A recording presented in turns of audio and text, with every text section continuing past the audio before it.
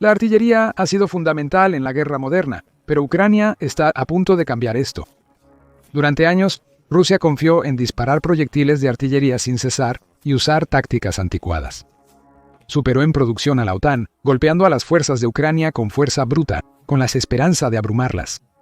Pero la fuerza bruta no puede vencer a la brillantez. Ucrania está desplegando un arma revolucionaria, la artillería de estatorreactor, gracias a la tecnología de Alemania y Noruega. Estas rondas supersónicas no solo van más lejos, van más rápido, golpean más fuerte y dejan las tácticas anticuadas de Rusia en el polvo. Entonces, ¿qué hace que la artillería de estatorreactor sea tan mortal y podría ser esta el arma que rompe el control de Rusia en el campo de batalla? Vamos a profundizar. En esencia, un proyectil de artillería de estatorreactor se asemeja más a un motor a reacción que a un proyectil de artillería explosivo convencional. Al igual que un motor a reacción, un proyectil de estatorreactor tiene un tubo de admisión con una abertura frontal para tomar aire durante el vuelo. El aire entra en la cámara de mezcla, donde se enciende junto con pequeñas cantidades de combustible de cohete que porta el motor. La combustión resultante se dirige a la cámara de escape, que proporciona empuje. A diferencia de la artillería tradicional, que normalmente alcanza un rango de 40-50 millas, los diseños modernos de Ramjet podrían tener realísticamente 2-5 veces el alcance de los misiles actuales manteniendo el mismo tamaño, igualando a los misiles balísticos de corto alcance como los ATACMS. Esto implica que una batería de artillería podría, en teoría, ejercer la misma presión a una fracción del costo en logística y desarrollo. El Ramjet, un concepto antiguo, ha resurgido en años recientes. El avance tecnológico ha permitido ajustar las piezas necesarias dentro de la pequeña carcasa de un proyectil de artillería de 155 milímetros. Alemania y Noruega en particular tienen dos de los prototipos más prometedores actualmente en desarrollo y han comenzado a enviar estos prototipos para pruebas de campo en Ucrania. Un cohete tradicional como los que se utilizan para transportar aviones al espacio quema combustible interno para crear empuje y alcanzar velocidades de operación. Esto implica que el cohete requiere una cantidad considerable de combustible para lograr velocidades importantes. Por otro lado, un estatorreactor requiere menos combustible para mantener altas velocidades. El aire posee una propiedad llamada compresión de embestida, donde la presión aumenta notablemente con la velocidad. Esto permite que un motor a reacción comprima grandes cantidades de aire para aumentar su velocidad. Además, los motores a reacción tienen una desventaja diferente en comparación con los misiles y cohetes de propulsión tradicional. No funcionan a bajas velocidades. La eficiencia de un motor a reacción depende de la compresión del aire. Para alcanzar la velocidad necesaria para la compresión de embestida, el motor requeriría quemar combustible convencional en lugar de aire. Para el estatorreactor, estas velocidades pueden alcanzar Mach 2.5 a 3, que es alrededor de 3 veces la velocidad del sonido. Esto implica que los motores a reacción convencionales, como los de las aeronaves, se ven muy afectados ya que requieren acelerar toda la estructura a velocidades donde alcanzan su eficiencia óptima. Es un dilema, ya que los motores a reacción funcionan mejor a altas velocidades. Primero necesitan alcanzar esas velocidades, pero por eso el concepto funciona para la artillería de estatorreactor. Evita casi por completo el problema de aceleración, ya que el cañón es responsable de la entrega inicial. Un proyectil de estatorreactor se dispara a la velocidad necesaria para que el motor comience a funcionar cerca de su capacidad operativa completa. Esto implica que un proyectil de artillería puede usar su combustible interno y la entrada de aire para mantener altas velocidades hasta alcanzar su objetivo. La tecnología de los motores de estatorreactor ya se ha utilizado en motores de jet convencionales por décadas, pero solo recientemente se ha podido fabricar motores de este tipo de manera relativamente pequeña, lo que ha significado que todavía sufrían de la debilidad inherente de no poder ser acelerados hacia sus parámetros operativos eficientes, es decir, velocidades de Mach 3 en las que la compresión de RAM comienza a tomar control. Es por eso que la artillería experimental de estatorreactor muestra tanto promesa. Reducir el tamaño del motor de estatorreactor para que pueda caber dentro de una carcasa tradicional de 155 milímetros podría, en teoría, transformar cómo funciona la artillería y con la reducción de tamaño está la ventaja inherente del aumento del alcance. Tradicionalmente, si querías aumentar el alcance de un proyectil, solo habría unas pocas posibles vías para que lo hagas. Por ejemplo, podrías aumentar la velocidad de boca o la velocidad a la que el proyectil sale de la cámara de detonación. Para la artillería tradicional, solo se podía impartir una velocidad limitada al proyectil, ya que éste carecía de capacidad de autopropulsión. Con el tiempo, la resistencia del aire y la gravedad harían su trabajo, desacelerando el proyectil hasta que tocara el suelo. Para aumentar la velocidad de salida en la artillería tradicional, se requiere un propelente más potente o un cañón más largo. No obstante, Hay un límite a la cantidad de propelente que se puede colocar en una cámara de detonación antes de que su eficacia comience a disminuir. Los propelentes más potentes podrían dañar el cañón de la artillería, reduciendo drásticamente su vida útil. La segunda forma es alargar y reforzar el cañón. Aumentar la longitud permite que el propelente imparta más de su impulso al proyectil debido al mayor tiempo que permanecen en contacto entre sí. La tercera forma de aumentar el alcance del proyectil es modificar el proyectil en sí. Esto se hace ajustando la aerodinámica e incluyendo sabots, una pieza que se ajusta alrededor de un proyectil para mantenerlo alineado en el centro del cañón, para crear un perfil más aerodinámico que reduciría la cantidad de resistencia a la que se somete el proyectil durante el vuelo. Alternativamente, los proyectiles con menor masa tienen velocidades máximas mayores. Sin embargo, esto llevó a una serie de compensaciones, ya que los proyectiles de artillería dependían de su ojiva explosiva para infligir daño. Además, los proyectiles de artillería modernos necesitan puntas hechas de metales pesados que pueden penetrar los cascos blindados de los vehículos y los búnkeres. Por lo tanto, aumentar la velocidad del proyectil y, posteriormente, la distancia, terminaría reduciendo el rendimiento explosivo potencial del proyectil de artillería, reduciendo su efectividad general. El proyectil de artillería con motor a reacción soluciona este problema al incorporar un componente de autopropulsión. Antes del desarrollo de motores a reacción, Estados Unidos ya había experimentado con proyectiles de artillería autopropulsados. La artillería con escape de base tendría un motor simple en la parte trasera del proyectil que quemaría propelente interno. Sin embargo, el resultado de la mejora no valía particularmente la inversión. La autopropulsión añadida no aumentó significativamente la velocidad real del proyectil, solo redujo la desaceleración por la resistencia del aire. Además, agregar propelente redujo el rendimiento explosivo del proyectil, como hubiera sucedido con una ojiva más ligera. Por eso es crucial que un estatorreactor tenga un motor a reacción más inteligente. La eficiencia del motor implica que requiere mucho menos combustible para lograr o sostener velocidades superiores. El motor a reacción aprovecha la capacidad del aire para comprimirse a altas velocidades, alimentándose así de su propia velocidad. A medida que el motor quema combustible, se vuelve más ligero, lo que le permite contrarrestar parte de la pérdida de velocidad causada por la resistencia del aire y la gravedad durante el vuelo. Experimentos recientes muestran un rango teórico de 100 millas para proyectiles de artillería ramjet, en comparación con el rango tradicional de proyectiles de artillería utilizados actualmente en la guerra en Ucrania, que normalmente oscila entre 20 y 40 millas como máximo. Esto implica que la artillería ramjet tiene alcances cercanos a los de los misiles convencionales, incluyendo los ATACMS que la OTAN ha entregado a Ucrania recientemente. Pero hay otra ventaja importante de los ramjets sobre la velocidad de la artillería tradicional. Cuando un proyectil de artillería impacta su objetivo, transmite energía cinética proporcional a su velocidad. Para los proyectiles perforantes de blindaje, la punta está hecha de aleaciones de alta densidad, típicamente acero o tungsteno, que penetra directamente en el objetivo a través del puro impacto cinético. Esto permite que la cabeza de guerra explosiva se posicione más cerca del objetivo previsto antes de que detone, mejorando las posibilidades de que la explosión cause suficiente daño al objetivo. Esta es otra área donde los motores ramjet brillan en comparación con la artillería DUM tradicional. Típicamente, la velocidad de salida de un obús 1777 de 155 mm es alrededor de 827 metros por segundo, lo que es aproximadamente 1000 AC 2.5. Una vez disparada, una ronda de artillería tradicional empieza a perder velocidad relativamente rápido. En contraste, un motor ramjet comienza a activarse a esa velocidad, con la compresión del aire y la combustión del propelente aumentando lentamente mientras el proyectil vuela. Esto permite que la carcasa ramjet alcance su objetivo a velocidades mucho mayores que las tradicionales, manteniendo el beneficio del mayor alcance. Pero hay una razón aún mayor por la que el aumento del alcance importa tanto para la seguridad de la guerra moderna. La guerra en Ucrania ha demostrado que los militares tienen un mayor rango operativo que en el pasado. La guerra con drones y la vigilancia a larga distancia permiten a los ejércitos inspeccionar posiciones enemigas a decenas de millas más allá del frente.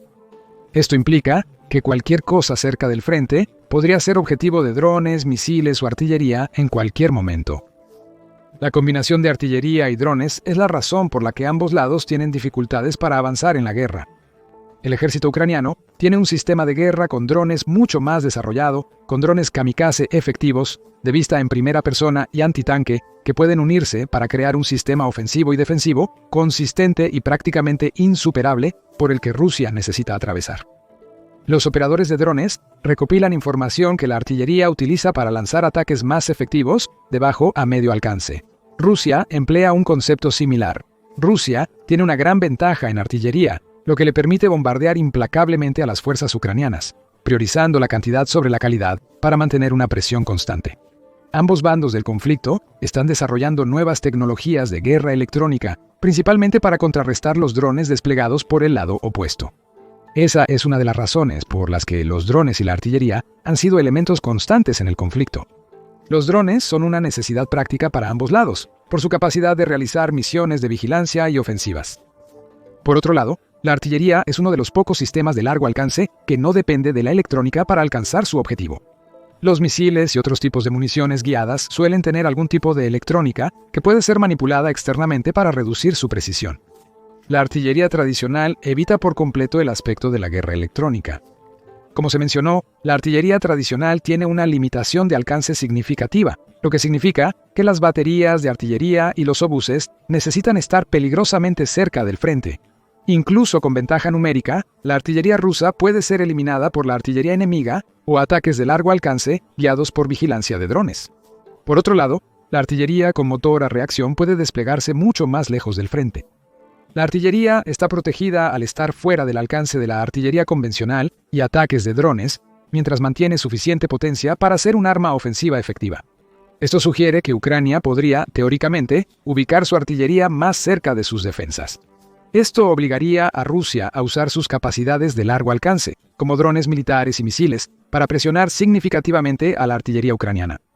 Rusia ha estado perdiendo lentamente esto durante la guerra, ya que su principal proveedor de drones, Irán, no tiene la capacidad de fabricación suficiente para satisfacer la creciente demanda rusa.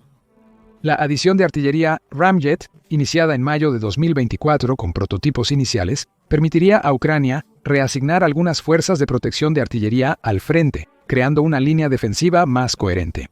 Esto forzaría a Rusia a usar más artillería de corto alcance en el frente, haciéndolos más vulnerables a los ataques de drones ucranianos. Asimismo, el alcance superior de la artillería Ramjet sobre la tradicional les otorga ventaja en tácticas de artillería contra artillería.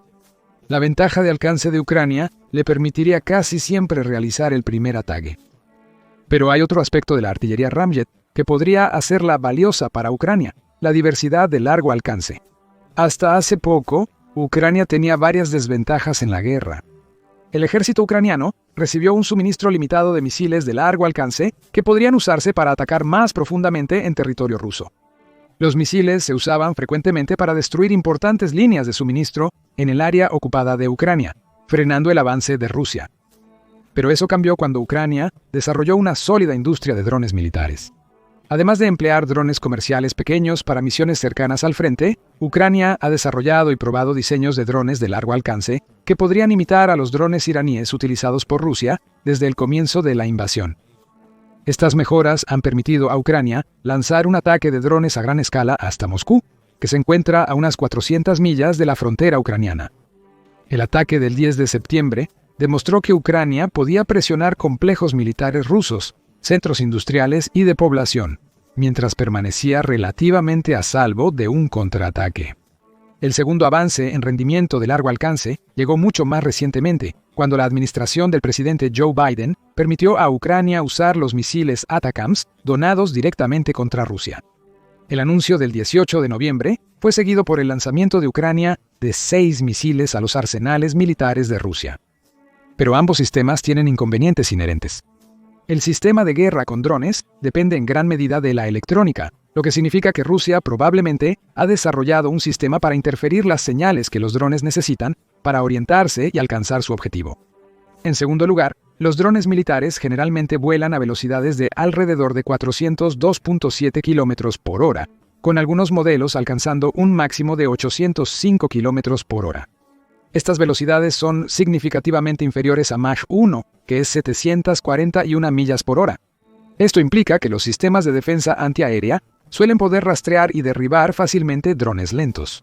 Esto es común en ambos lados de la guerra, ya que pocos ataques de drones de largo alcance logran golpear y dañar sus objetivos. El sistema ATACMS enfrenta un problema diferente: el suministro. Aunque los ataques de precisión a larga distancia en territorio ruso son una gran ventaja para Ucrania, permitiéndoles proyectar más poder desde lejos, la cantidad de estos misiles es limitada. Informes recientes indican que la OTAN solo había donado cerca de 50 misiles ATACMS. Naturalmente, Estados Unidos, califica sus entregas como significativas, ya que cada misil ATACMS es muy costoso y un gran recurso estratégico en sí mismo. Sin embargo, la OTAN aún no ha enviado los misiles ATACMS más modernos a Ucrania en su totalidad. El primer lote significativo de misiles estaba compuesto por modelos antiguos con un alcance efectivo de solo 100 millas. En comparación, los misiles más nuevos pueden alcanzar hasta 190 millas. Según el Cave Post, basándose en un contrato de Lockheed Martin que indica que los ATACMS de mayor alcance cuestan más de $1 millón por unidad, Ucrania recibió solo unas pocas docenas de ATACMS en el paquete más reciente de 300 millones y ese número podría estar ligeramente sobreestimado. Ucrania ha utilizado 1 o 2 misiles ATACMS en varios ataques durante la guerra, lo que sugiere que su suministro restante probablemente ronda las pocas docenas. De los misiles de largo alcance que posee Ucrania, se desconoce la cantidad exacta, ya que probablemente 6 fueron utilizados en el reciente ataque a Rusia. Esto facilita que los prototipos Ramjet sean la tercera opción para el ataque a largo alcance. Los proyectiles de artillería Ramjet que Noruega y Alemania envían son de 155 milímetros, por lo que la batería de artillería real que los lanza es la misma que para proyectiles tradicionales, con modificaciones mínimas. Aunque no hay información precisa sobre cuántas rondas de artillería Ramjet han llegado a Ucrania, la empresa alemana Rheinmetall ha sugerido que probablemente comenzará a aumentar la producción pronto. Previo a la guerra, Rheinmetall fabricaba 70.000 proyectiles de artillería anualmente. Para 2024, su capacidad de producción aumentó a entre 400.000 y 500.000 proyectiles anualmente, con planes de aumentar a 700.000 proyectiles por año en sus plantas europeas para 2025. La empresa apunta a alcanzar una capacidad de fabricación media de 1.1 millones de rondas al año, lo que casi duplicaría la producción de rondas de artillería de la OTAN. En 2022, la empresa comunicó que suministraría a Ucrania un mínimo de 100.000 proyectiles de artillería durante 2024. Al menos 225 de esos se confirmaron como rondas de alta precisión Volcano. Los cohetes Volcano fueron precursores de las rondas de estator-reactor, utilizando el mecanismo de autopropulsión interna que alcanzó de 45 a 81 kilómetros. Sin embargo, hay poca información sobre cuántas rondas de estator-reactor la compañía ya ha proporcionado a Ucrania, ni informes significativos sobre cuántas se planean producir. Sin embargo, contar con más de 200 proyectiles de artillería de mayor alcance que los rusos permitiría a Ucrania diversificar notablemente sus tácticas a largo plazo. La OTAN confía en que estas armas serán suficientes para que Ucrania logre un progreso significativo y las use efectivamente en el frente. Esta diversificación llega en el momento preciso para Ucrania. Rusia ha intensificado sus esfuerzos en Donbass y Kursk. En los últimos meses, Rusia ha ocupado 500 millas cuadradas adicionales en Donbass, impulsando significativamente su avance militar mediante ataques con drones y misiles de largo alcance en territorio ucraniano. Asimismo, Rusia ha conseguido ocupar cerca de la mitad del territorio que Ucrania poseía en Kursk. Aún más importante, Rusia ha empezado a desplegar soldados norcoreanos que llegaron a Kursk a mediados de octubre. La inteligencia ucraniana indica que los norcoreanos probablemente no tendrán un impacto significativo en la gran escala del conflicto.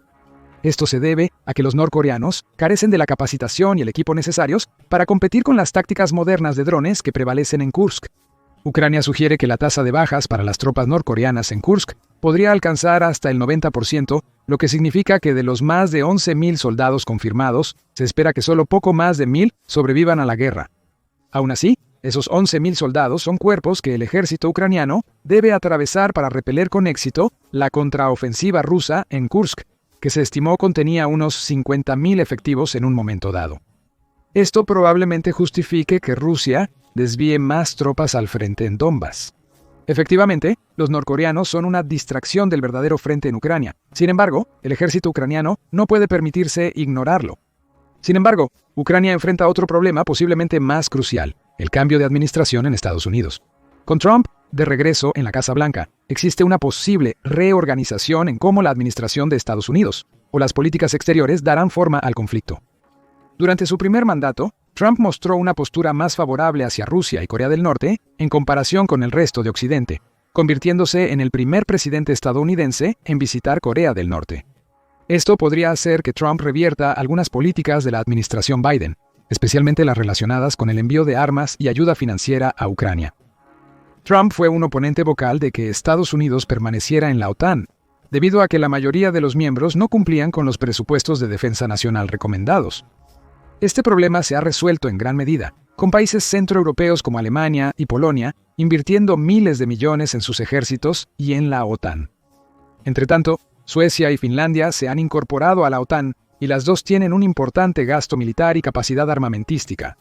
Sin embargo, es impredecible si eso bastará para Trump y cómo dirigirá la política estadounidense en el futuro.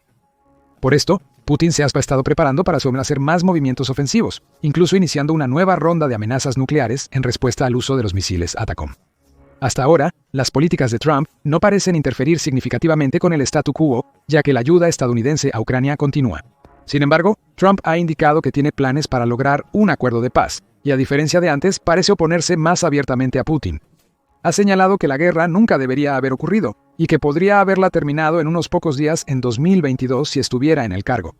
No obstante, es incierto si los planes de Trump beneficiarán a Ucrania. La capacidad de largo alcance desarrollada por Ucrania, donada por Noruega y Alemania, puede brindarles un alivio a corto plazo. Esto permitiría a Ucrania demostrar que aún puede oponerse a la ofensiva de Rusia, lo que podría ganarle algunos puntos de negociación con Trump. Pero sin importar cómo avance la guerra en Ucrania, hay pocos indicios de que concluya en 2025. Las nuevas capacidades de artillería pueden transformar significativamente las estrategias militares globales. La nueva artillería Ramjet de adoptarse podría volver obsoletos sistemas enteros y demostrar una vez más la ventaja de la OTAN sobre sus rivales geopolíticos. ¿Pero qué piensas tú? ¿El Ramjet tendrá un impacto en la guerra en Ucrania? Háganos saber en los comentarios abajo y gracias como siempre por ver. Ahora ve y revisa cómo esta arma alemana hace que la fuerza aérea rusa se arrodille. O haz clic en este otro video en su lugar.